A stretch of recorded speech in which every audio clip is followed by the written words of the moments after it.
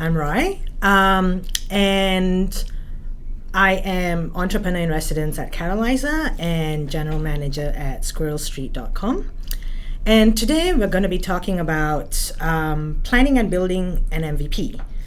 So what is an MVP? At the very basic level, an MVP is a prototype to test a hypothesis.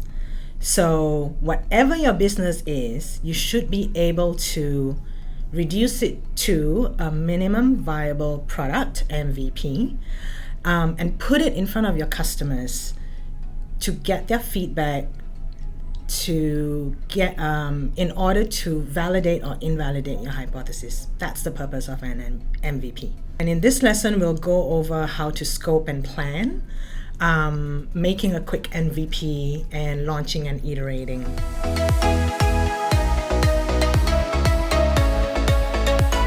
So let's get into scoping and planning your MVP. The first thing to remember about an MVP is that it should be small. A biteable chunk of work should not take you more than 2 to 3 weeks to put together. And the reason it's small is to keep you focused on the hypothesis you're testing. You could have up to 3 hypotheses that you test with your MVP, ideally 1, right? So the key thing that you're selling to your customers, what can you make around that and put in front of your customers so that they know, or so that you can get the feedback to know if it's something that they need, that they will use, that it's a problem that you're solving for them. So first step is to think of that grand idea that you have that has all of those bells and whistles, and think about it and then park it to one side. That's it. You don't need it for now. What you then need to do is to pare that down to what is either the core action of your product, or the base thing you're selling. And I'm trying to sort of step away from just being a software product, because you can use this on a physical item or a hardware piece that you're selling as well. So let's get into examples. In terms of hardware, you may not have had the full design. Excuse me. You may not have your physical prototype done, but what you can do is put up a landing page with a CAD drawing, graphic design, describing what the product does. Put it on a landing page, put a sign up form on it, and put it in front of people to see if they're interested. If you start getting signups, the idea that you've put forth to your potential customers is hitting on some level, right? That is a validation of the hypothesis. This is my idea. Is anyone else interested in it? Validated or invalidated through your sign up sheet. So take the big idea, put it on one side, come back down to what can you start with, what do you need to test. I'm going to assume you know what the lean canvas is, and most of you have filled it in, and you're aware that you have assumptions in your lean canvas. Build your hypotheses off that, and then build your MVP off that. You need to be really clear about what you're testing, why you're testing it, and then get into how you're going to test it, which is planning the MVP. We've covered what you're testing. We need to also get into why you're testing it. And at this point is where you look into your KPIs. What are the factors that you're going to measure to then, at the end of your MVP test, validate or invalidate your hypotheses. So for example, I'm going to say I have a cracker idea for a new publication. It's going to be a giant glossy magazine that comes out every month. That's my big idea. How do I test that? I'm going to go, all right, let me put a newsletter out. And before I actually do the newsletter, I'm going to put out the sign up page for the newsletter. I'm going to put in what the newsletter is all about, what my topic of interest is, share it on Twitter. How I'm going to validate if my hypothesis about the topic of my publication is interesting, is I'm going to say for myself, in 2 weeks of running that test, I'm going to have 100 signups. If I hit that, I'm going to push ahead to the next step. So be really clear about this is what we're testing, and this is how we're going to measure it, and then this is how we know if it's an invalidation or validation, so that you are doing actions with direction. With direction. You're not just putting things out and hoping it works.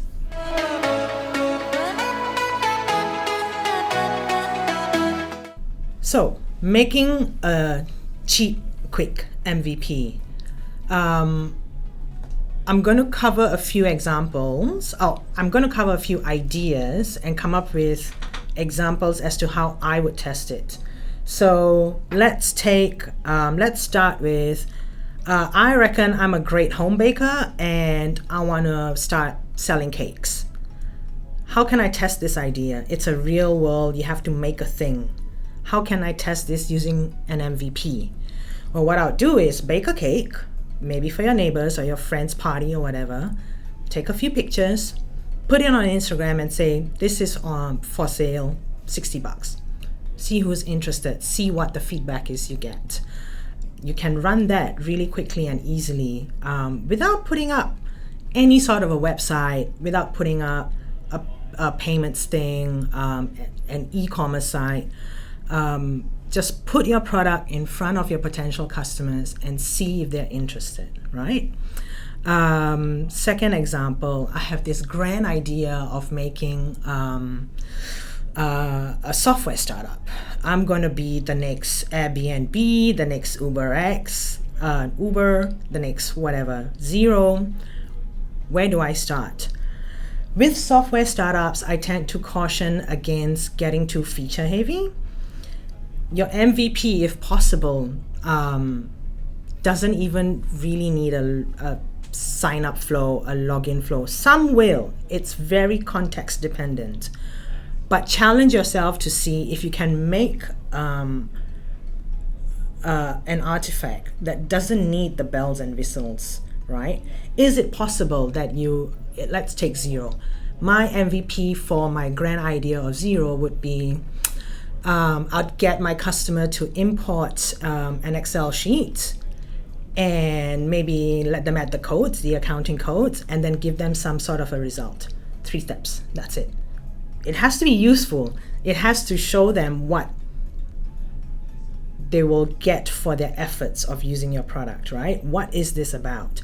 But they could do this without having to sign up. You don't have to store data, for example. You don't need a whole architecture behind the MVP. And then ask them questions. Is this something you can do without my MVP? How do you do it now? Is the way you do it now better than what I've proposed to you? That will give me some feedback about whether I'm on the right track or not, right? I'm not an accountant. I don't really know if my idea will serve their purpose. Hardware startups, I've sort of covered it. But Kickstarter, go on to Kickstarter and have a look at a bunch of the campaigns on Kickstarter. There are a lot of hardware startups that put up campaigns pre-prototype. So they don't have a prototype, they put the campaign up, they have a monetary goal. And if you hit the goal, you make the product, right? So in a way, it is funding your hardware startup, but also it's telling you if people are excited enough about your idea or your design. It could be an old idea and a new design with hardware.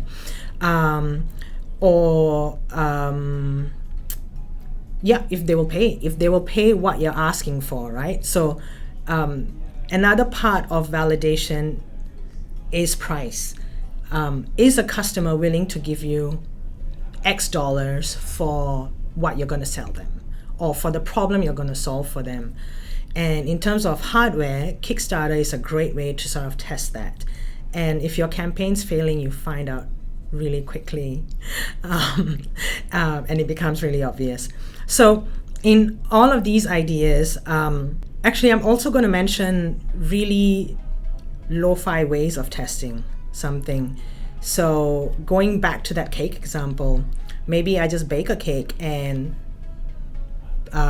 or bake a few cakes and put it up at a market stall and see if people pay for it, right? If you can get someone to pay you money for your idea, for a prototype of your idea, that is very valuable feedback. And that actually straight up validates your idea, that you can make a buck of it.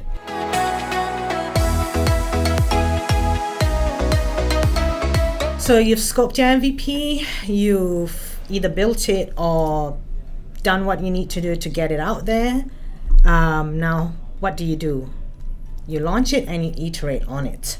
So launching isn't some gigantic thing. It's actually almost the biggest anticlimax to this whole process, because you'll put your MVP out and then nothing will happen. Be prepared for that. That's okay. Put your MVP out in whatever format it's in.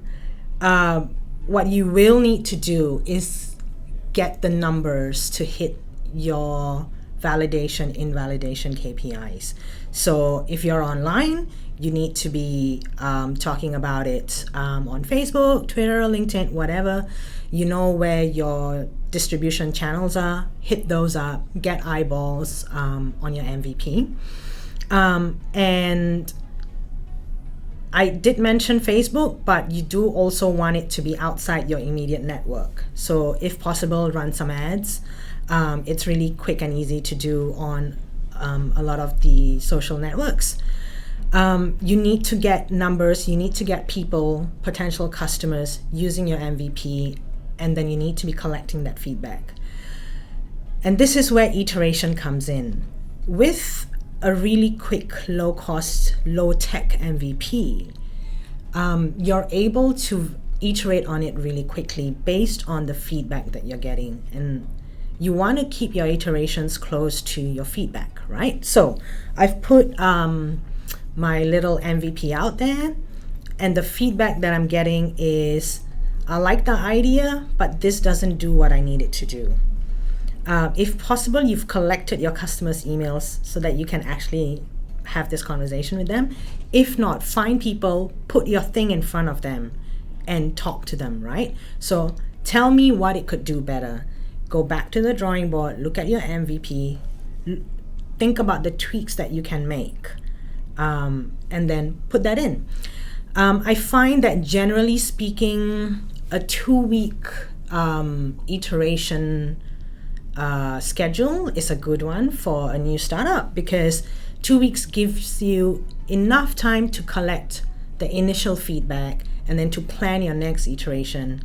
And if you've done your MVP correct, to actually implement your changes.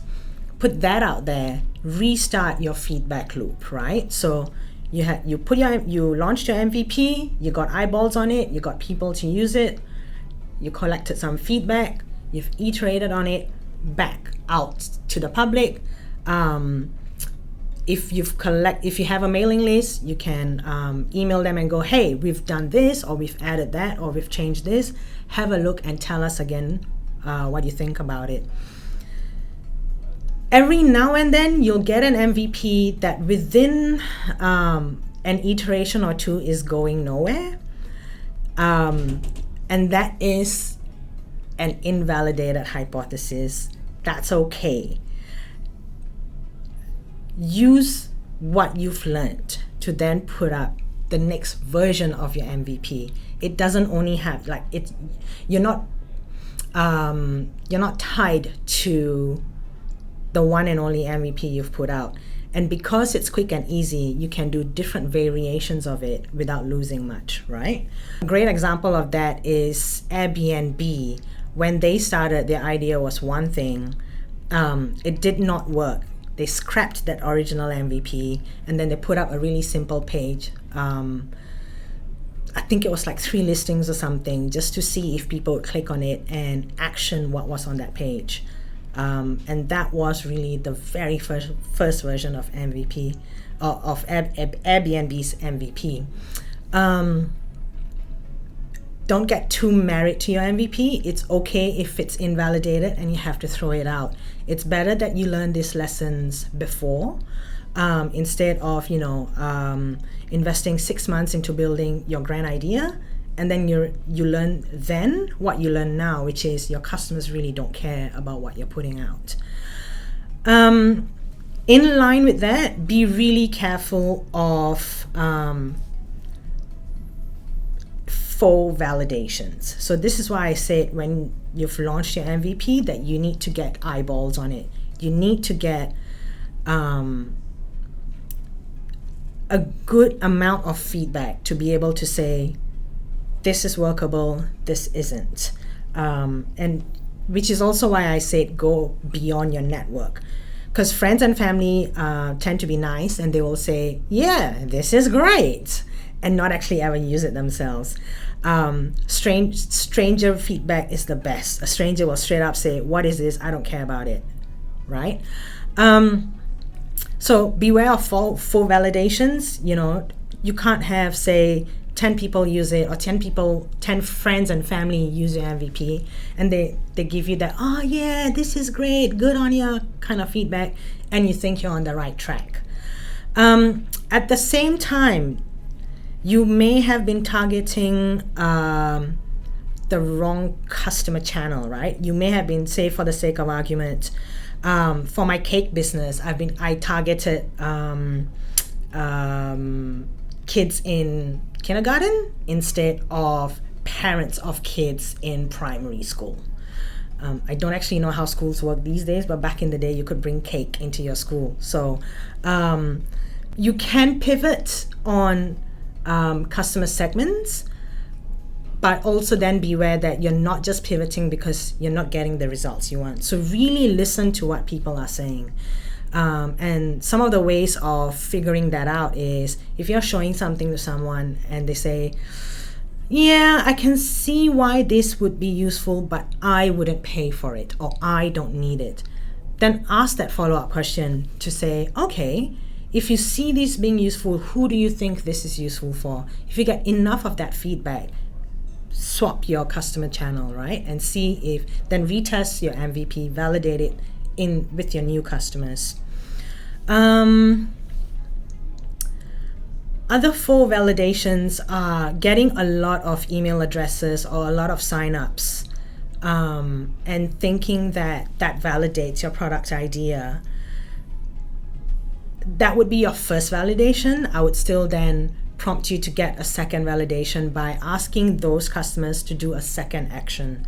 So, for example, with my newsletter, people signed up to my splash page, right? They said, yep, I'm interested in this newsletter.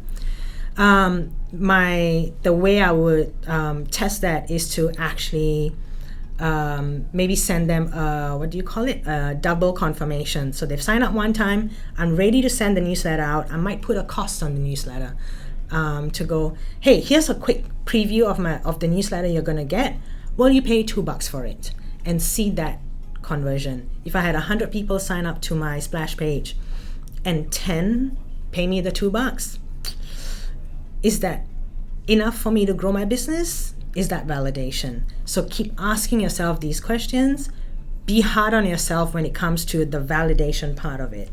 Don't just sort of go, yeah, this is validated because I think so, because I want to move on to the next step. That's a really quick overview of building an MVP, launching it, and iterating on it. Remember that it's not linear. It's build, iterate, launch your iteration, collect your validations. It's constant, right? This is the start of your business. This is what you do from now till your big idea. Good luck.